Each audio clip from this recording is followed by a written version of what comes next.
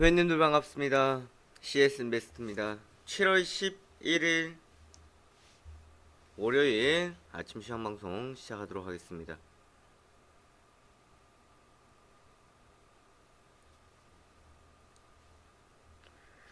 네, 반갑습니다. 어서 들어오세요. 주말들 잘 보내셨습니까? 자, 7월달 이제 시작한 지 또 얼마 되지 않은 것 같은데 벌써 3분의 1이 지나갔습니다. 지난주 가장 컸던 이슈는 삼성전자의 잠정 실적 발표가 있었고, 또한 국내 시장에 영향이 줄만했었던 금요일이었죠. 사드 배치 결정에 따른 중국 관련 소비 관련주들의 시장에 또 출렁임들이 있었고요. 또한 금요일 같은 경우에도 장중에 나왔던 사드 배치 결정에 따라서 시장이 조금 영향을 받는 모습들을 볼 수 있었습니다. 하지만 시기적으로 보더라도 최근 들어 지속적인 지수와 상승세가 나왔었던 상황들이었고, 뭐 중간 조정은 있었다고 하겠습니다만은 단기적으로 상승했었던 위치, 또한 부담스러운 위치에서 사드라는 이야기가 나오면서 지수에 영향을 줄 수밖에 없었던 상황이었지 않았나라고 보실 수가 있겠고요. 뭐 이것이 시장을 지금 뭐 전체적으로 억누르기보다가는요, 지금 시기적으로 같이 맞물려 있다라고 보시면은 되겠습니다.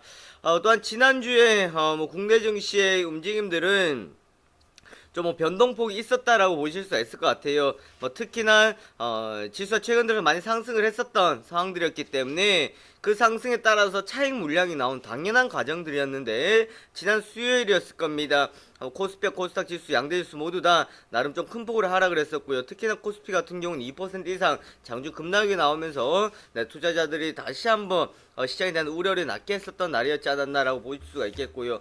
코스닥 역시도 하락을 했습니다만은 아무래도 코스피보다가는 좀 덜한 모습들을 보여줬었고, 그 자리를 빨리 회복시켜 줬다라는 거 참고하실 수가 있겠습니다. 자, 그럼 먼저 지난주 금요일 국내 시장 보겠는데요. 먼저 7일이었죠. 목요일 뉴욕 증시 국제유가의 급락 혼조세를 이어가다가 고용지표 호조의 반등이 나오면서 낙폭을 만회를 해줬다라는 것이었습니다.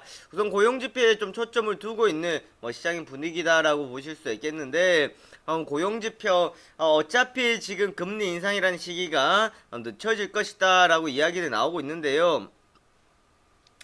미국 조금 올랐는 거는 7일 이야기하고 있습니다. 7일 이야기. 네, 미국은 지난 금요일 날은 이제 올랐던 상황이었고, 7일 거를 보고 8일 거를 보고 그 다음 미국 시장 거를 봐야 된다라는 거. 제가 항상 말씀드렸다시피 시황은 국내 증시 보기 이전에 해외 시장 보고 국내 시장 보고 그날 저녁에 미국 시장을 봐야 됩니다.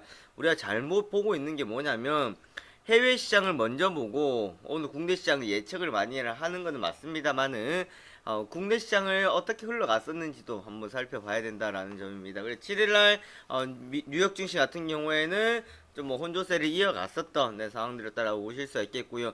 자, 이런 뉴스를 안고 시작했었던 8일 국내 증시 코스피가 10포인트, 코스닥이 3포인트 하락해서 마감이 되었습니다. 외국인들은 막판에 코스피 매수가 들어왔었던 상황들이었고요. 기관들은 2,800억의 매도가 빠져나갔었고, 개인들은 매수가 들어와 줬었습니다.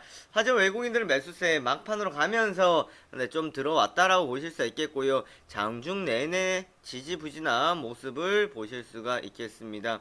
코스닥에서는 외국인들의 매도, 기관들의 소폭 매수, 개인들의 매수였다라고 보실 수 있겠는데, 막판에 외국인들의 매도세를 좀 줄여지는 듯 했으나 줄여지지 않고 똑같은 위치에서 거의 끝났다라고 보실 수 있겠습니다. 하지만 결론부터 말씀드리면 지난 금요일 국내 시장은 큰 별다른 큰 건 없었다라는 건데, 단지 사드 배치에 따른 시장의 영향들이 좀 있었다라는 걸로만 우리가 해석을 해볼 수 있겠습니다. 그 영향으로 원달러 환율이 7원 20전 상승을 하면서 원화 약세의 모습을 나타내줬었다라는 점을 참고하시면 될 것 같고요. 삼성전자가 견주하게 버텨줬습니다만은 사드 결정에 따라서 투신 위축에 일제히 좀 하락을 마감하는 모습을 볼 수 있습니다. 몇 가지로 볼 수 있을 것 같은데, 우선은 지정학적 리스크가 또 발발이 되었다라고 볼 수가 있을 것 같고요. 또 한편으로는 중국의 중국이 이제 한국에 따른 경제적인 제재를 가하겠다, 경제 보복을 할 것이다 라는 우려감들을 나타내고 있습니다. 많이 이야기들이 나오고 있는 것이 2000년도였죠. 그때 마늘 관세를 10배 이상 올려버리니까 5억 달러, 그러니까 우리가 했던 것보다가 어마어마한 50배 정도의 보복을 했었습니다. 뭐 그때 휴대폰이나 이러한 쪽으로 해가지고 네, 보복세를 가했었는데요. 뭐 이번 같은 경우 그런 우려는 뭐 충분히 나오고 있습니다만은 사실 이전부터 계속 해왔었던 내용들이었기 때문에 뭐 어차피 지금 중국이 한국에 대해서 계속해서 견제를 하고 있는 것은 사실이다라는 점을 우리가 또 봐야 될 것 같고요. 그래서 제가 지속적으로 말씀드리는 것이 과거에 그냥 중국 관련주가 아니라 정말 실질적으로 중국 수혜주가 될 수 있는 것들 중심으로 해서 보셔야 된다라는 것들입니다. 지난해 보시면요, 기업들 뭐 사업 목적 추가해 보시면 중국 관련해가지고 많이 추가를 해가지고 주가를 끌어올리는 모습 볼 수 있었는데, 네, 지금 그러한 것들, 네, 아무런 힘도 못 쓰고 있다라는 점, 네, 보시면 되겠고요. 버팀목 역할을 하는 삼성전자 실적 모멘텀, 이제 실적이 나왔고, 잘 나왔고, 반등이 나와줬었던 상황들이었습니다. 이제 하지만 다른 이제 종목들 실적이 어떻게 나올 것이냐라는 건데요. 우선 뭐니 해도 그래도 삼성전자다라는 건 우선 우리가 생각을 좀 해볼 수가 있을 것 같고요.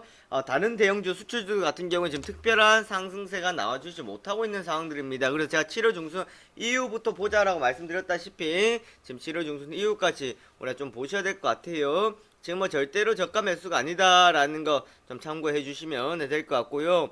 외국인들 전체적인 좀 관망세를 나타내는 상황들이었습니다. 급락이 나오고 반등이 나오고 다시 하락했다라는 건데, 현재 상황을 봤을 때는 그만큼 좀 단기적인 박스권에서 좀 힘겨루기 양상이 많이 이어지지 않을까라고 예상을 해볼 수 있을 것 같고요. 좀 민감하게 움직여 줄 수는 있겠다라고 살펴볼 수는 있습니다. 하지만 중요한 것은 글로벌 대외적인 이슈도 있겠습니다만은 기업들의 실적적인 부분들이 어느 정도 좀 뒷받침되어 줘야 항상 이야기했던 것처럼 2000포인트 정도를 지켜줄 수 있지 않을까라는 생각을 해볼 수 있을 것 같습니다. 사실 여기 뭐 부양책을 통한 글로벌의 전체적인 부양책을 통한 강세를 나타낼 수도 있겠죠. 하지만 지금 자금적인 부분들로 봤을 때의 유동성이 상당히 풍부하다라고 볼 수만 없는 상황들이기 때문에 자, 이 부분들은 조금 더 우리가 네, 지켜봐야 되는 상황들이지 않을까라고 볼 수가 있을 것 같고요. 삼성전자의 호실적 이 부분들이 지금 시장을 떠받쳐 줬었던 상황들이었습니다. 하지만 이 역량이 다른 업종들 쪽에서 무조건 이어진다라고는 네, 볼 수가 없겠죠.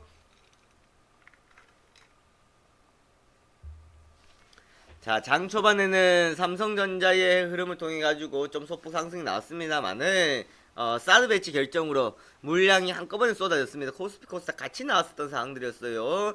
자, 10시 지나가지고 시장에서 갑자기 물량들이 쏟아지는 모습을 네, 볼 수 있었겠고요.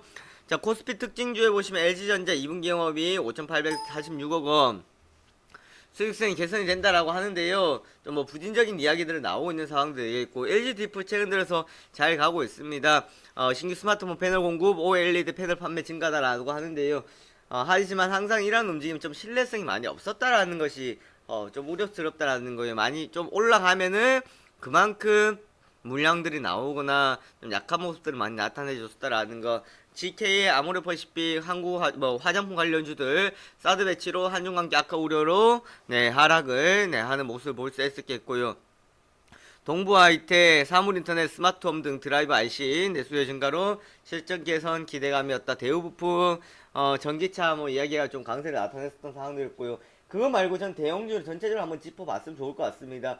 대형주 전체적으로 짚어본다 그러면 지난 수요일날 큰 폭의 하락이 나올 때 떨어졌다. 지금 그 자리를 올려주지 못하고 있다라는 것을 볼 수 있습니다. 그만큼 저평가다, 많이 떨어졌다, 과대 낙폭이다라고 볼 수가 없겠다라고 해석을 하시면 될 것 같고요. 코스피보다는 코스닥이 훨씬 더 좀 견조한 모습을 보여주고 있습니다. 시가총액 상위 종목들이 비록 하락한 종목들이 많이 있었습니다만은 지수상으로 봤을 때는 오히려 강하게 상승을 하고 난 뒤에 좀 지지를 받아주면서 숨고르기를 하고 있는 양상으로 볼 수 있는 위치거든요. 사드에 따라서 투심 위축되면서 투매가 빠져나오고 했었습니다만은 외국인들 강력한 매도 물량들이 나왔습니다만은 그래도 막판에 추가적인 하락이 나오지 않고 지켜줬다라는 것은 자, 오늘은요, 위로 가는 것이 중요한 것이 아니라, 아래로 이제 얼마만큼 받쳐주느냐라는 건데, 금요일날 미국 시장이 상승을 했었기 때문에, 아래로 생각하는 것이 아니라 이제 위로겠죠. 그러면 다르게 한번 해석해 봅시다. 밑에서 지켜줘야 된다라고 했었는데요. 지수가 떠서 시작을 할 겁니다. 그럼 떠가지고 지켜줘야 되겠죠.